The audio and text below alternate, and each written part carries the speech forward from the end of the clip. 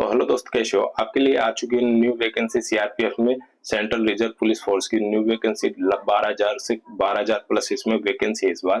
पहले तो मैं आपको बता दूं कि इसमें मेल फीमेल दोनों कैंडिडेट से अप्लाई कर सकते हैं। और इस बार क्या हो रहा है कि पहले एग्जाम नहीं होके उससे पहले क्या हो रहा है, तुम्हारा फिजिकल टेस्ट होगा, क्योंकि रनिंग टेस्ट जो भी है तुम्हारा वो पहले होएगा। क्योंकि इसमें पहले फिजिकल टेस्ट होने के बाद रिटर्न होगा, क्योंकि फिजिकल टेस्ट जैसे होगा तो आधे बंदे वहीं पे बाहर हो जाएंगे। जिसका फिजिकल अच्छा है वो इसमें अप्लाई कर सकता है। और अभी से आप इसकी तैयारी में जुट जाइए, क्योंकि अप्रैल 2025 में आपकी ये वैकेंसी आने वाली है। ऑनलाइन आवेदन स्टार्ट हो जाएंगे, ठीक है। इसमें मैं पूरी डिटेल्स बताऊंगा, क्या एज लिमिट है, कितना पैसे लगेंगे तुम्हारे को अप्लाई करने में, क्या क्या डॉक्यूमेंट्स लगेंगे, कितनी सैलरी रहने वाली है, ये सब चीज के बारे में आज इस वीडियो में डिस्कस करने वाला हूँ, ठीक है दोस्त। तो अपन स्टार्ट करते हैं कि सीआरपीएफ की न्यू वैकेंसी आई है। सीआरपीएफ की कांस्टेबल ट्रेडमैन्स रिक्वायरमेंट 2025 की न्यू वैकेंसी, ठीक है दोस्त। न्यू वैकेंसी है तुम्हारी ये 25 की। तो इसमें क्या होने वाला है कि ये सीआरपीएफ तुम्हारा को ये है, एक मिनट ठीक है। सीआरपीएफ है, इसमें कांस्टेबल ट्रेडमैन्स वाली है जो भर्ती आ रही है। कांस्टेबल ट्रेडमैन्स वाली वैकेंसी है। 12,158 पद है टोटल। कितने हैं दोस्तों इसमें? 12,158 पद है। ऑनलाइन आवेदन होंगे तुम्हारे, ऑनलाइन आवेदन होंगे। और ऑल इंडिया में कहीं से भी भर सकते हो आप इसे। ऑल इंडिया में कहीं से भी भर सकते हो दोस्त इसे। मेल और फीमेल दोनों के लिए है, दोनों के लिए है ये। मेल और फीमेल दोनों के लिए है। और मैं आपको बता दूं कि इसमें जो भी सैलरी की बात होती है 2025 में, मतलब तुम्हारी सैलरी कितने मंथली पर मिलेंगे तुम्हारे को, 21,700 से लेकर 69,100 रुपए तक की आपकी इसकी सैलरी रहने वाली है। आपको जो पोस्ट मिलेगी उस पोस्ट के हिसाब से आपकी इसमें सैलरी मिलेगी, ठीक है दोस्त। और भर्ती 2025 की भर्ती, एज लिमिट क्या है इसकी? एज लिमिट क्या है दोस्तों? एज लिमिट में आपको बता दूं कि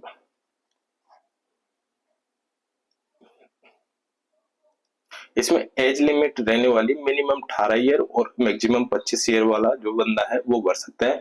और रिलैक्सेशन में आपको इसकी क्या छूट मिलने वाली, देखिए मैं आपको बता दूं कि जो भी जनरल का है, जो भी जनरल का है उसको सॉरी जनरल में नहीं, एसटी और एसटी और एससी में आपको 5 ईयर का रिलैक्सेशन मिलेगा। और जो भी ओबीसी का बंदा है, ओबीसी वाला जो भी बंदा है उसको 3 ईयर का रिलैक्सेशन मिलेगा, ठीक है दोस्तों।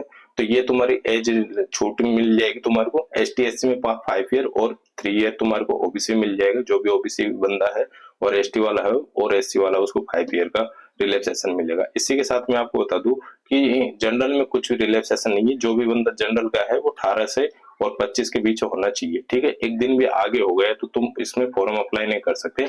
अब आपकी इसमें आते फीस की बात। फीस की बात मैं कर लेता हूँ आपसे कि फीस की बात क्या रहने वाली, ठीक है दोस्त। फीस की बात क्या रहने वाली तुम्हारी?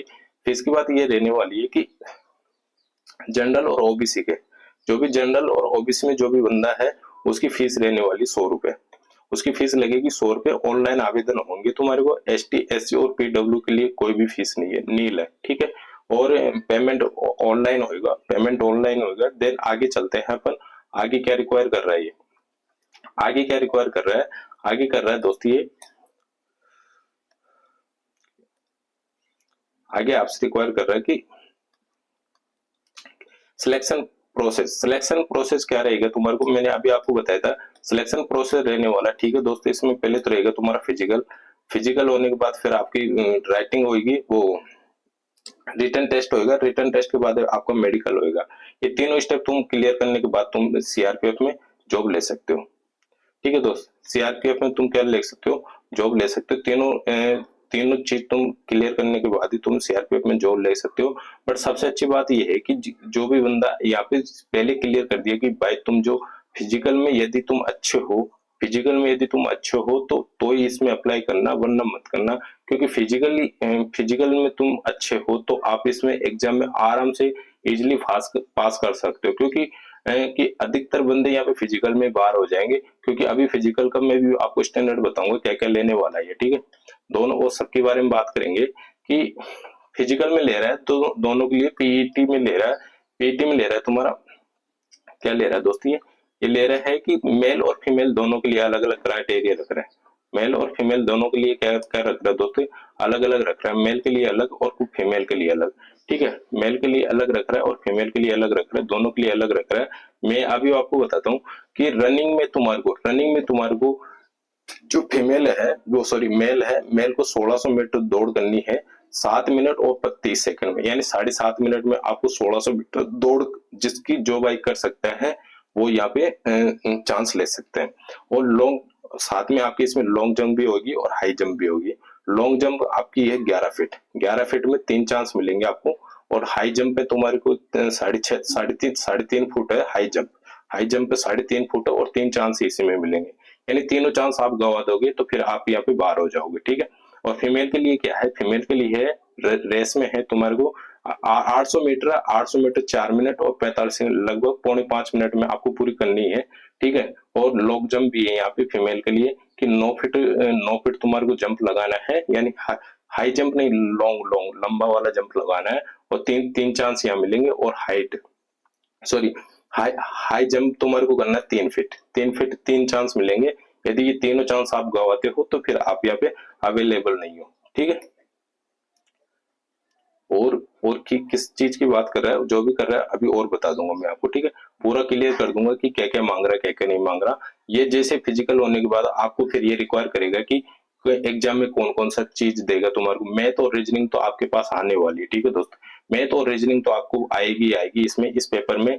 जो भी भाई मैथ की तैयारी करना चाहता तरीके से, मैं उसको बता दूं कि दोस्त जो भी भाई मैथ और रीजनिंग की तैयारी करना चाहता है तरीके से, डिटेल से तरीके से करा रखा हूँ दोस्त, एक बार देख लो। मैं पूरा कंप्लीट मैथ करा रखा हूँ कि MSR भाई सूरज राजौरी के नाम से मेरा वो चैनल है यूट्यूब पे। मैं कंप्लीट करा रहा हूँ दोस्त, कंप्लीट, ठीक है। कंप्लीट तरीके से मैथ करा रहा हूँ। परसेंटेज करा दिया, SI CI चल रहा है अपना। प्रॉफिट लॉस करा दिया पूरा कंप्लीट, ठीक है। प्रॉफिट लॉस पूरा कंप्लीट करा दिया दोस्तों, तरीके से करा रहा हूँ, पूरा डिटेल से दे रहा हूँ। और टेलीग्राम पे मैं इसका सॉल्यूशन विदाउट सॉल्यूशन दोनों PDF भी आपको अवेलेबल करा देता हूँ, ठीक है। तो रीजनिंग और मैथ के लिए जो भी बंदा यदि तरीके से पढ़ाई करना चाहता है तो मेरे ये यूट्यूब पे जाके और आप इसको ज्वाइन कर सकते हो। और अच्छे से रोज अच्छे से अपनी क्लास चलती है और अच्छे से आपको इसको क्या करना है कि पढ़ना है, ठीक है। आगे आगे मैं बता दूं आपको आगे क्या कर रहा है कि ये मेल फीमेल के लिए ये मैंने हाई जंप वगैरह बताई दिया आपको। अब दूसरी बात क्या क्या कर रहा है दोस्त, दूसरी बात क्या कर रहा है, दूसरी बात कह रहा है कि ये इसमें देखिए physical standard for examination PST में हाई जंप और चेस्ट में तो हाइट और चेस्ट की बात कर रहा है। हाइट में तो देखिए फीमेल के लिए हाइट कितनी होनी चाहिए दोस्तों, 165 सेंटीमीटर होनी चाहिए। और सॉरी सॉरी सॉरी मेल के लिए 165 मीटर होनी चाहिए और फीमेल के लिए 155 मीटर है, जिसकी वही 22 में अप्लाई करे। और साथ ही में आपको बता दूं मेल का चेस्ट है यहाँ पे 75 से 80, यानी 5 आपको एडजस्टमेंट दे रहा है वो, 5 आपके लिए एडजस्टमेंट दे रहा है। 75 तो मिनिमम होना ही चाहिए और मैक्सिमम तो कितना भी चल जाएगा। और 75 से सॉरी मैक्सिमम भी 75 से 80 है तो 5 आपको इसमें एडजस्टमेंट मिल जाएगा। और फीमेल के लिए कोई भी चेस्ट चेकिंग नहीं है, ठीक है। फीमेल के लिए कोई भी नहीं है। आगे देखते हैं क्वालिफिकेशन का ले रहा है। क्वालिफिकेशन ओनली क्या क्या कह रहा है दोस्तों, क्वालिफिकेशन ओनली 10th पास ले रहा है। क्या ले रहा है दोस्तों, ओनली 10th पास आपकी क्वालिफिकेशन ले रहा है। ये जो भी 10वीं पास है वो इसमें अप्लाई कर सकता है, ठीक है। आगे आगे देखते हैं इंपोर्टेंट डॉक्यूमेंट तुम्हारे को क्या क्या रखना है। इंपोर्टेंट डॉक्यूमेंट तुम्हारे को रखना है पासपोर्ट साइज फोटो, 2 से 3 आपकी पासपोर्ट साइज फोटो रहनी चाहिए। सिग्नेचर सिग्नेचर आपके ऑनलाइन कराएगा वो। और आधार कार्ड आपके पास होना चाहिए। आधार कार्ड के साथ आपके यहाँ पे कि जनरल वो आधार कार्ड और डेट ऑफ बर्थ वाला तुम्हारा जो भी सर्टिफिकेट है वो भी आपको ले सकता है ये। और एजुकेशन सर्टिफिकेट में जो भी आपकी 10वीं की मार्कशीट जो भी है वो आपके पास होनी चाहिए। कास्ट सर्टिफिकेट में आपको बता दूं जो भी बंदा ओबीसी ST SC जो भी है वो ले सकता है तुम्हारे पास। पर ओबीसी वाले पहले तैयार हो जाइए कि पहले आपको कास्ट सर्टिफिकेट बना के रखना है, ठीक है। एज प्रूफ के लिए आपके डेट ऑफ बर्थ वाला जो भी बर्थ है वो ले सकता है, वो सर्टिफिकेट ले सकता है, या फिर आपके पास कोई मार्कशीट वगैरह ले सकता है एज प्रूफ के लिए, ठीक है। तो ये हुई तुम्हारी CRPF की कंप्लीट जानकारी दोस्तों। जैसे ये अप्लाई होंगे फॉर्म अप्लाई होने के बाद इसका सिलेबस भी आ जाएगा, क्या क्या आएगा वो सब चीज के बारे में मैं बता दूंगा, ठीक है।